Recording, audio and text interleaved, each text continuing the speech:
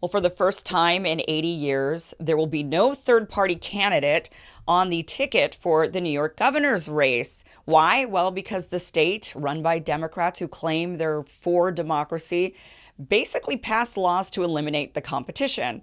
Larry Sharpe is the Libertarian nominee for governor, and he will not be on the ticket. This is a party we all know, the Libertarian Party. Despite being on the ticket in 2018 as also the Libertarian nominee for governor, he's not on this time. Why is that? Well, he's here to tell us what these laws were that were changed, why they changed, and how in the future can third-party candidates actually make it onto the ballot in the state of New York. Larry, welcome to the show. Thank you for having me. But for clarity, I may still be on the ticket. We are suing.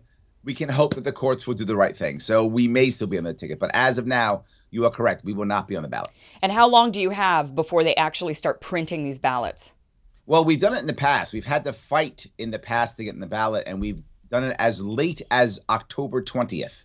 Okay, so you still have some time to fight this. So explain to us why you were on the ticket in 2018 and now this time in 2022 you're not going to be on the ticket. Like or hopefully you will be, but hopefully. What rules changed? What laws did they pass that made it so it's impossible, nearly impossible, if not impossible, for third-party candidates to actually run in these races? For decades in New York State, the way you get ballot access, the way you become a party in New York State is through the governor's race, right? So as odd as it may sound, that's the only way. Literally, we could have a senator and we would not be a party. We have to get a certain number of votes on the governor line. That's the way New York State's worked for decades.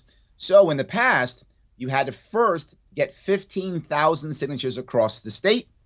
And once you got that, valid signatures, you could be on the ballot. Once you got on the ballot, if you were able to get 50,000 votes on that line, you're a party. Now you don't have to jump through hoops anymore. Like Democrats, Republicans, you'll be fine in New York State. Well, we've been trying the Libertarian Party for literally 50 years. We finally made it in 2018. So now we're a party. Sounds good. You would think maybe it's great. Well, they changed the rules literally in a budget line. They just wrote in the rules, oh, by the way, we're changing the rules. We are tripling the amount you have to have in 6 weeks. And we're going to move it from the summer where there are fairs to go to the spring where there are still snowstorms in New York State. We made it to a point to where you have to wind up getting about 2,000 signatures per day. That's about what it is. Why did they do this? What was their reason for changing the rules? Yep. Were they saying, oh, we don't have enough ink for your name on the ballot or what? Well, what they say and the truth are completely different. What they are saying is, and they've said in court more than once, that this is not unconstitutional, that it's totally fair, that anyone who's diligent can do it. The goal is to make sure that we have valid, candidates on the ballot. That's what they say. None of that's actually true. It's demonstrably false because everyone who tried to get on the ballot failed. Yeah, Literally they only have Everyone. Two candidates Correct. in this race. Yes. That is Hochul and who is it that's running on the Hochul and Zeldin. And Zeldin, right? So the argument was literally my argument to them was nobody made it. A sitting congressman, Zeldin, who tried to do it also, actually submitted 13,000 ostensibly 13,000 signatures that were photocopies. So his team tried to commit fraud to get on. A multimillionaire tried to run. He couldn't get on. And I couldn't get on. It was literally impossible. Well, I mean, so when asked why, right? I'm sorry, go ahead. I mean, it being the first time in 80 years sort of Correct. shows that. I mean, if this is the first time in nearly 100 years where there is no third-party candidate, I mean, what excuse can they possibly make at this point? Yep, they had several excuses. I'll give you the real reason, but the excuse. The excuse was, well, we can do what we want to do. I'm not joking. This is actual documents. We can do what we want to do. My argument was literally for decades, if someone spent time, money, and energy to get on the ballot, they were able to have party status for 4 years. You changed it in the middle of the deal. There's an implicit contract with me and my state. And they just said, no, there's no contract. More than once, multiple judges have said this. No contract. But you and I both know, if I was renting my garage out, right, every month for $200 a month, and all of a sudden someone leaves and you come in and say, hey, Larry, can I, rent your garage out for a month or two? And I go, yeah. And you ask me, well, how much were you charging people? Well, $200. You go, okay. So you give me $200. Then 2 days into our agreement, I go, oh, by the way, you need to give me more money because, I've raised the rates. And you go, wait a minute, you got to give me $200 a month. And I go, well, I didn't say it was $200 a month. I just said it was $200. Right. So it's not really, that's what happened to me basically. Yeah. And so that was their rule. But here's the reality. Two reasons why. Andrew Cuomo, who was our governor at the time, was getting trouble from the Working Families Party. And he wanted to destroy the Working Families Party. So he thought he'd put in rules that would destroy them, that they couldn't reach. So he would get rid of them because they're a left-leaning party in my state who didn't always support him. But there's a second piece. New York State now is moving to pay for all of our elections. In fact, about $100 million is going to be going out of taxpayer money to pay for the Democrat-Republican grifting class so that they can be paid to be candidates in the future. So if we have multiple parties, then we'll get that money. And they do not want to give libertarians any of that juicy taxpayer money. So it's to make sure that they don't get the money.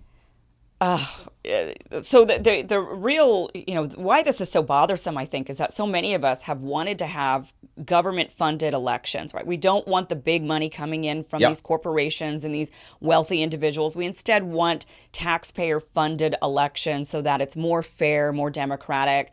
But if they're going to eliminate the competition while doing this at the same time, then how democratic and fair is it? I mean, you're right. Now they are just taking taxpayer money, and instead of supporting the candidates that the people are wanting and allowing those voices and those ideas to increase in popularity, they instead squash it by making these hurdles that are clearly very, very difficult to overcome. Otherwise, there would be more than two people on the ballot this coming November.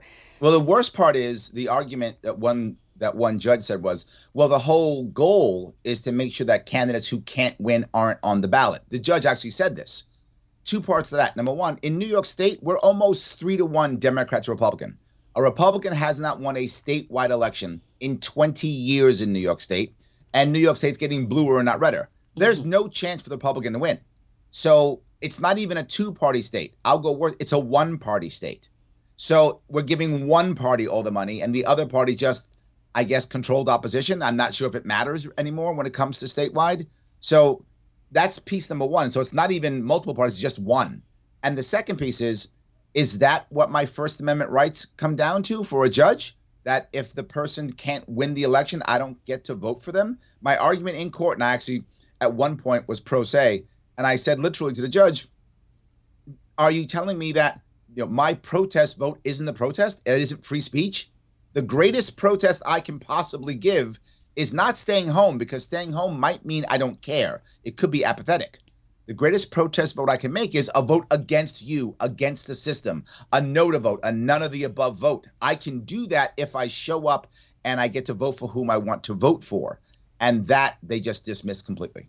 So why isn't the Workers' Family Party? Why are they not fighting this? Why instead? I believe what they did was they put Kathy Hochul as their candidate as well, because they are still technically a third party. So to be clear, there are still third party. There are still third parties in New York that are allowed to have ballot access. But why didn't they run an individual candidate? Why instead did they say, okay, well, Kathy can run on our ticket as well? And the Conservative Party did the same thing for Zeldin. Yep. Is that right? Absolutely. In New York State, we have what's called fusion voting. And fusion voting is odd because we're the only state who really does it. If I remember right, I think 6 states have the ability to do this. What it means is a candidate can run, or a nominee can run on multiple tickets at the same time. So literally, I could run on a Libertarian line, Democratic line, Republican line, whatever line I want to, and all of my votes combined add up and count. Wow. That's how New York State runs.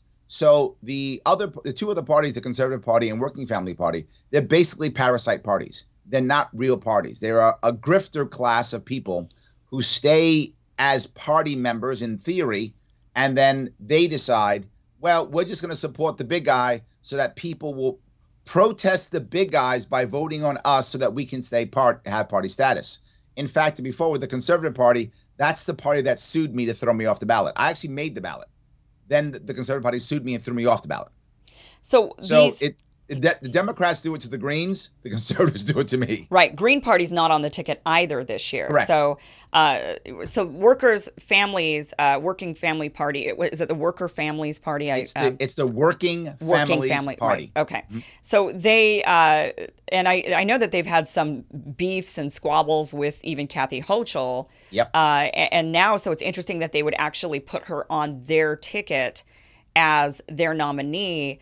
It sounds to me like maybe the Democratic Party, the establishment, was able to infiltrate that party and get in there rather than them being actual opposition to the Democratic Party. They were able to somehow infiltrate. I know that there is a thinking, but it doesn't make sense in a state like New York. There's a thinking that, well, we don't want to split the ticket, right? We don't want to split the vote and then, oh no, the Lee Zeldin wins. And maybe that's the thinking. But the state is so blue. Yeah. That's what I mean. It's not that, without question, right? There is no doubt. There are only two possible outcomes in New York State.